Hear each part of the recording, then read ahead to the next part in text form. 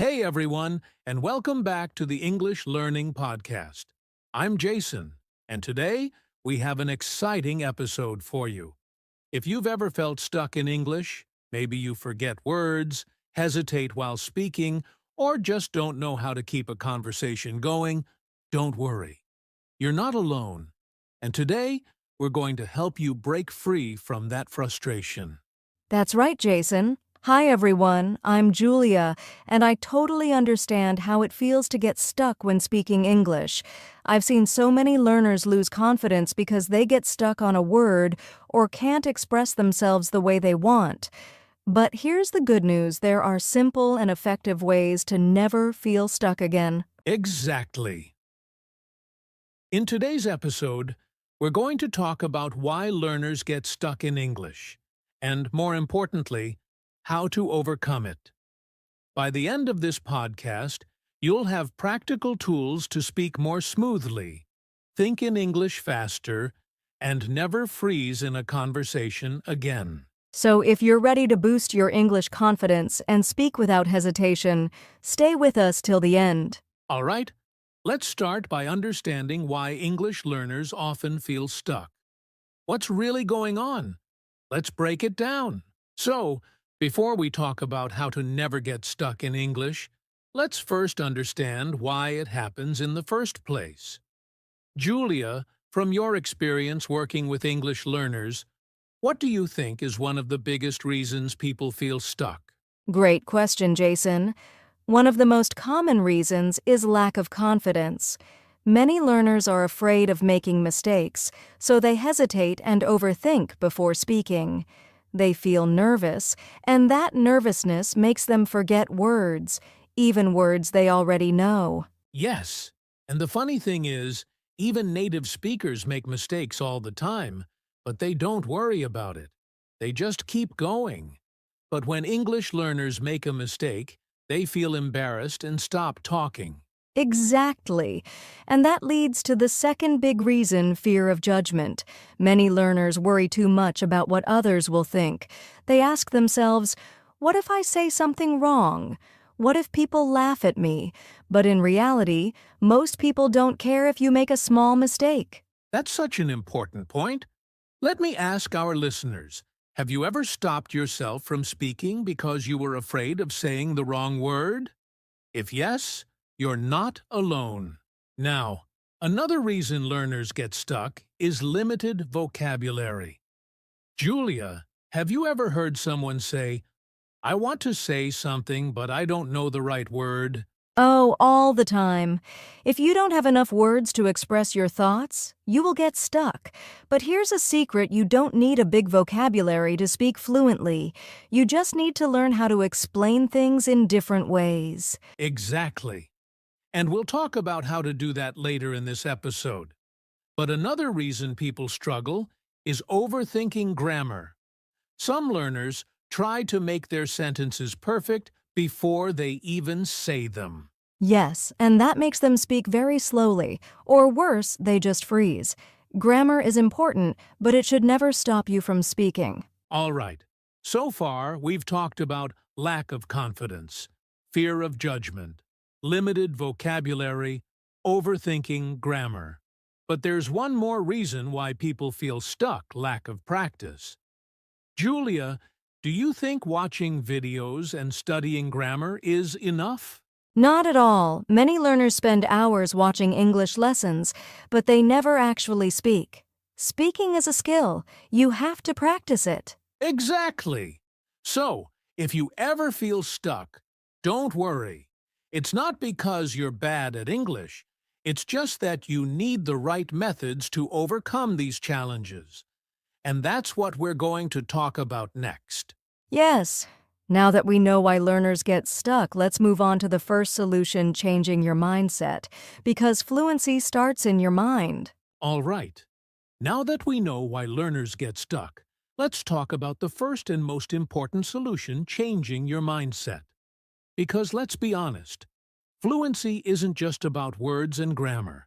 It starts in your mind. That's so true, Jason. If you believe that English is too difficult or that you're not good at languages, then guess what? You'll always feel stuck, but if you change your mindset and see English as a skill that improves with practice, everything changes. Yes, and one of the biggest mindset shifts is this. You don't need to be perfect to be fluent. Julia, have you ever met someone who speaks perfect English 100% of the time? Never. Even native speakers make mistakes, pause, and sometimes forget words. The difference is they don't let it stop them. Exactly. Fluency doesn't mean speaking perfectly. It means speaking comfortably. It means expressing yourself without fear. So, if you've been waiting to be perfect before speaking, stop right now. The best way to improve is to start speaking today. And here's another mindset trick. Mistakes are not bad. Mistakes help you learn.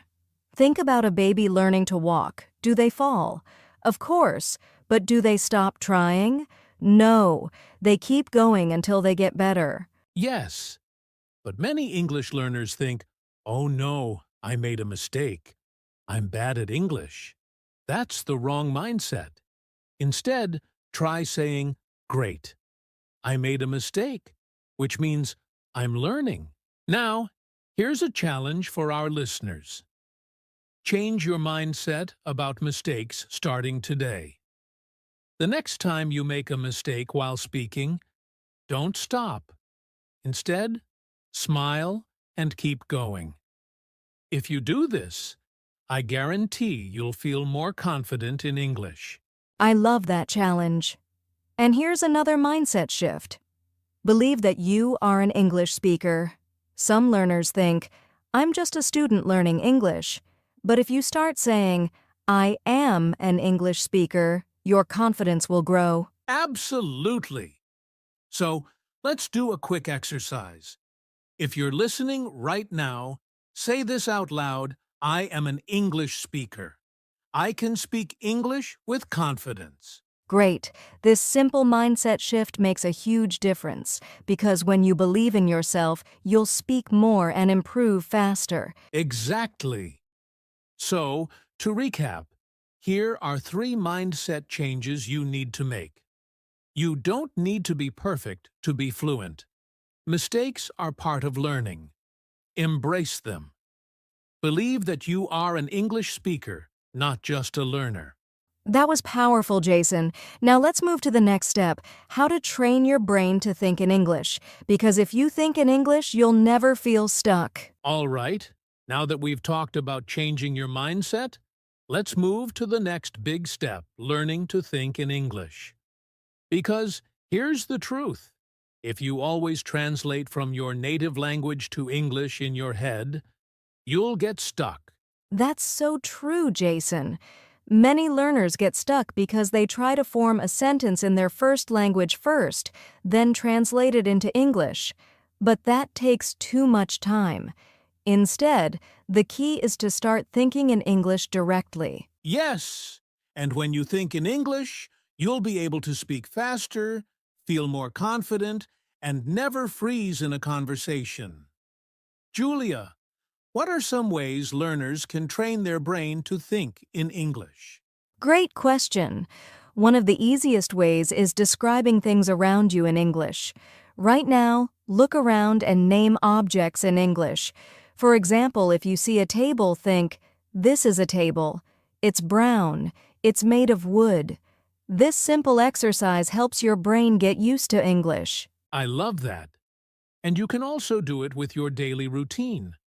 For example, when you wake up in the morning, instead of thinking in your first language, say in English, I am getting up. I am brushing my teeth. I am making coffee. This trains your brain to think in English naturally. That's a great tip. And here's another one. Have silent conversations in your head. When you're walking or sitting alone, try to imagine talking to someone in English. Ask yourself questions and answer them, like, what am I going to do today? Or, what do I want to eat? Yes, and if you don't know a word, don't stop. Instead, describe it. For example, if you forget the word umbrella, you can say, It's something you use when it rains to keep dry. This helps you think faster in English without getting stuck. All right, listeners, let's summarize some quick ways to start thinking in English. Name objects around you in English. Describe your daily routine in English. Have silent conversations with yourself. If you forget a word, describe it in another way. Yes, if you practice these daily, you'll start thinking in English automatically, and you'll never have to translate in your head again. Exactly. Now that we know how to think in English, let's move on to Solution 3, expanding your vocabulary the smart way. Because having the right words will help you feel even more confident. Now that we've learned how to think in English, let's talk about something just as important: active learning strategies. Because let's be honest, if you only study English passively, like watching videos or listening to podcasts without interaction, you won't improve as fast. That's so true, Jason. Many learners listen to English for hours but still struggle to speak. Why? Because they're not using active learning strategies. So today, we're going to share some powerful techniques that will help you learn English faster and never get stuck. All right, let's start with the first strategy: shadowing. Julia, can you explain how this works? Of course. Shadowing is when you listen to a native speaker and repeat what they say immediately, without pausing. It helps improve pronunciation, rhythm, and confidence. Yes, and you can do this with podcasts, TV shows, or YouTube videos. Just pick a short clip, listen to a sentence, and try to repeat it at the same speed as the speaker. And don't worry if you can't say it perfectly at first. Just keep practicing and your brain will get used to English sounds. Great! Now, let's move to the next technique: the 5-second rule. This is a game changer. When someone asks you a question in English, give an answer within 5 seconds, no matter what. I love this because many learners pause too long, thinking of the perfect answer. But in real life, you don't have time to translate. This forces you to think quickly and use the words you already know. All right, here's another active learning method: teach someone else. Even if you're not an expert, when you explain something in English, you remember it better. Yes, you can teach a friend, a family member, or even speak to yourself in the mirror. When you try to explain things, you train your brain to use English more naturally. And here's one more trick: write short daily summaries in English. At the end of the day, write 3 to 5 sentences about what you did.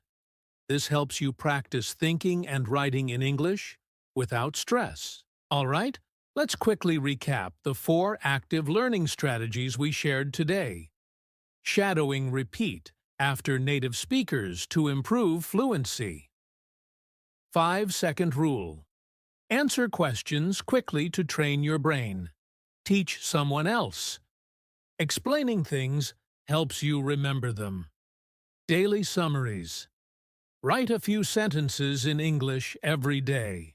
If you use even one of these methods daily, you'll improve so much faster and never feel stuck in English again. Exactly. Now that we know how to learn actively, let's move on to Solution 4, the power of speaking every day.